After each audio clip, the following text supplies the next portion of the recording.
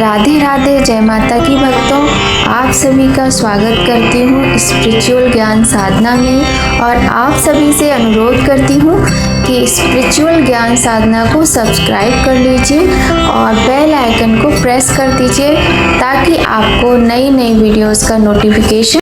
शांताकारं भुजंगशयनं पद्मनाभं सुरेशं विश्वाधारं गगनसदृशं मेघवर्ण शुभांगं लक्ष्मीकांत कमलनयनं योगिभिर्ध्यानगम्यं वन्दे विष्णु भवभयहरं सर्वलोकैकनाथं यं ब्रह्मा वरुणेन्द्रो रुद्रमरुता स्तुन्वानि दिव्यैस्त्रिवेदैः सांगपदक्रमोपनिषदैः गारयन्ति यं सामगा ध्यानावस्थे तदक्तेन मनसा पश्यति यं योगिनो यस्यातं न विदु सुरासुरगणा दैवाय तस्मै नमः।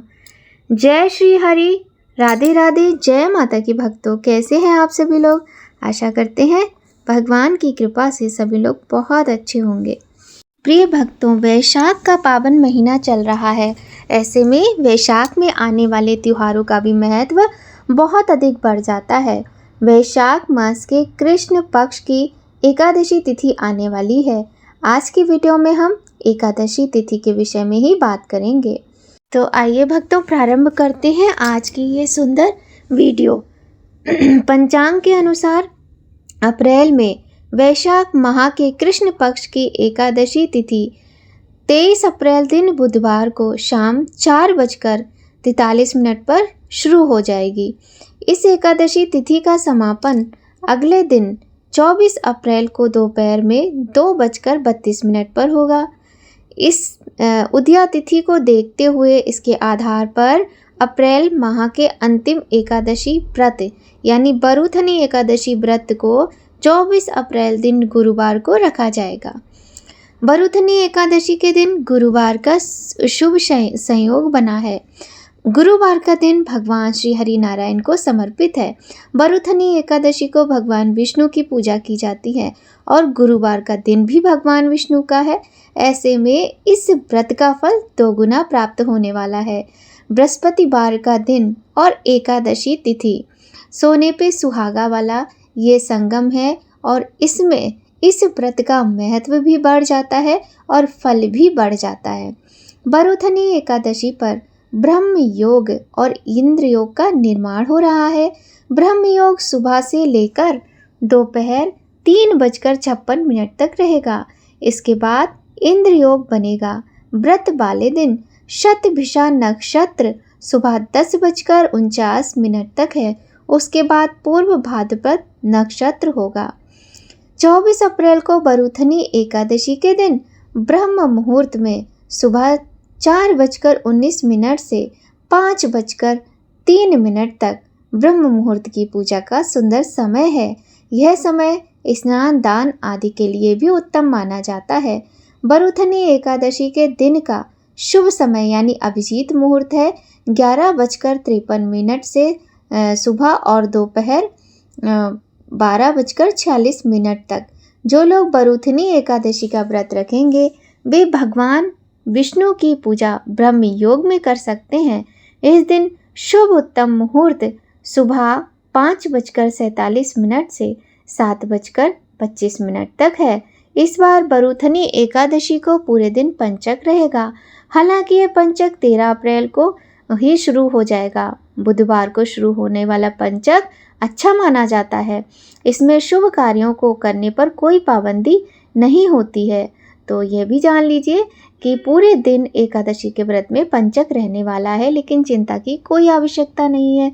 बरूथनी एकादशी व्रत का पारण 25 अप्रैल दिन शुक्रवार को किया जाएगा और पारण का समय भी जान लीजिएगा।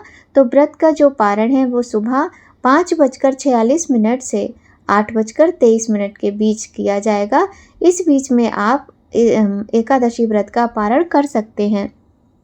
इस दिन द्वादशी तिथि का समापन सुबह 11:44 पर होगा।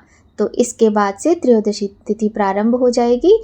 तो इस दिन भगवान शिव को समर्पित प्रदोष व्रत भी रखा जाता है। जो व्यक्ति बरूथनी एकादशी का व्रत रखता है उसे विशेष लाभ प्राप्त होते हैं। पहला, बरूथनी एकादशी का व्रत रखने से उतना ही पुण्य मिलता है जितना 10,000 साल तप करने से मिलता है। दूसरा, भय से मुक्ति मिल जाती है। भगवान श्री हरि की कृपा से व्यक्ति जीवन मरण के बंधन से मुक्त होकर मोक्ष पा लेता है और हरि का आशीर्वाद मिलने से पाप मिट जाता है और पुण्य और सौभाग्य में बढ़ोतरी होती है।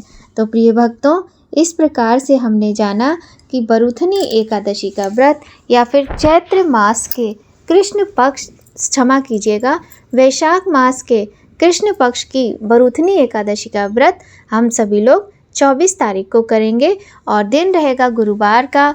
किसी भी तरह की कोई भी शंका, कोई भी संदेह की स्थिति नहीं है। इसी दिन एकादशी का व्रत किया जाएगा, इसी दिन एकादशी तिथि मिल रही है। तो भक्तों, एकादशी जो व्रत होता है वो प्रत्येक महीने में आता है और समय समय पर हम आपको अपने वीडियो के द्वारा जानकारी देते रहते हैं। और हम सभी जानते हैं कि एकादशी का जो व्रत होता है इसका नियम 3 दिनों तक किया जाता है, जो कि दशमी तिथि से प्रारंभ होता है और द्वादशी तिथि तक इस नियम का पालन किया जाता है। तो दशमी तिथि से आपको क्या करना होता है? सात्विक भोजन यानी मांस, मदिरा, लहसुन, प्याज आदि का प्रयोग भोजन में नहीं करना है। जमीन पर शयन करना है, ब्रह्मचर्य का पालन करना है और किसी भी प्रकार का कोई भी किसी की बुराई, निंदा, चुगली इत्यादि कार्य नहीं करना है। तुलसी पत्र का प्रबंध भी करके रखना है क्योंकि भगवान श्री हरि की पूजा में तुलसी सबसे महत्वपूर्ण होती हैं। इसके बाद आपको एकादशी के दिन व्रत करना है और व्रत करते समय आपको कुछ बातों का विशेष ध्यान रखना है। जैसे एकादशी के व्रत में शेविंग इत्यादि नहीं करनी है आपको। जैसे ना तो आपको हेयर कट लेना है, ना ही नेल्स कट कराने हैं और ना ही आपको शेविंग करनी है, यानी दाढ़ी मूछें भी नहीं बनवानी है। जो हमारी बहनें हैं उन्हें एकादशी व्रत में पार्लर नहीं जाना चाहिए, इस बात का भी विशेष ध्यान रखिएगा। इसके बाद सुबह सवेरे ब्रह्म मुहूर्त में उठकर सूर्य नारायण भगवान को जल चढ़ाना, स्नान आदि करने के बाद जो वस्त्र पहनेंगे उनके रंगों का विशेष ध्यान रखें। जैसे पीले रंग के वस्त्र धारण करें। गुरुवार का दिन है और विष्णु भगवान का व्रत है, तो पीले रंग के वस्त्र बहुत ही शुभ रहेंगे और पीले रंग के वस्त्रों का ही चयन करें। भगवान के समीप बैठकर व्रत का संकल्प लें। भगवान की बहुत सुंदर तरीके से पूजा अर्चना करें और जो भी ऋतु फल होते हैं जैसे खरबूज, तरबूज, ककड़ी, खीरा, ये जो फल आ रहे हैं आजकल, इनका दान करें। ये भगवान के भोग में अर्पित करें और तुलसी पत्र रखना बिल्कुल भी ना भूलें। भगवान के मंत्रों का पूरे दिन अच्छे से जाप करें, उनके नाम का उच्चारण करें, विष्णु सहस्त्र नाम का पाठ करें। बृहस्पतिवार व्रत कथा का भी आप यदि देखिए, जो लोग भी बृहस्पतिवार का व्रत रखते हैं और एकादशी का भी व्रत रखते हैं तो आपके लिए तो और भी अच्छी स्थिति है कि आपके दोनों व्रत एक ही दिन हो जाएंगे। कभी कभी मन में कई लोगों की शंका आ जाती है कि एक दिन है और 2 व्रत हैं तो कैसे क्या? इसमें कोई शंका की बात नहीं है। दोनों ही भगवान विष्णु के व्रत हैं, तो आप इस दिन व्रत करें, बहुत सुंदर तरीके से पूजा करें। बृहस्पतिवार की कथा पढ़ें और चैनल पर आपको मिल जाएगी, वहाँ भी सुन सकते हैं। बरूथनी एकादशी की व्रत कथा आरती सहित आपको आपके अपने इस चैनल स्पिरिचुअल ज्ञान साधना पर शीघ्र मिल जाएगी, उसका श्रवण अवश्य कीजिएगा। भक्तों, कथा सुने, भगवान के मंत्रों का जाप करते हुए कुछ ना कुछ दान अवश्य करें क्योंकि वैशाख का पावन महीना है। एक बात का विशेष ध्यान रखें, एकादशी के दिन आपको तुलसी पत्र नहीं तोड़ने हैं, तुलसी को स्पर्श नहीं करना है, किंतु दीपदान अवश्य करना है।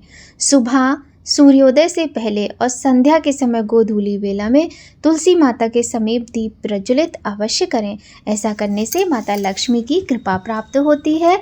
और कुछ ना कुछ दान भी अवश्य करें। ऋतुफल दान करें, वैशाख का महीना है, मिट्टी का मटका, घड़ा दान करें। आप किसी मंदिर में दान कर सकते हैं, योग्य ब्राह्मण के निमित्त दान कर सकते हैं। जल का दान तो बहुत ही शुभ माना जाता है, जल दान करें। इस प्रकार से आप अपने एकादशी व्रत का बहुत ही सुंदर तरीके से करें व्रत।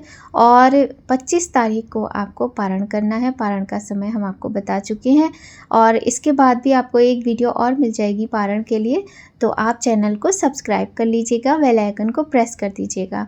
और हाँ, अगर आपको जानकारी अच्छी लग रही हो तो जानकारी को प्राप्त करने के लिए चैनल को सब्सक्राइब करें और लाइक ज़रूर कीजिएगा, क्योंकि आपके लाइक करने से हमें बहुत अधिक मोटिवेशन मिलता है और किसी भी कार्य को कुशलतापूर्वक करने के लिए मोटिवेशन की आवश्यकता बहुत अधिक होती है।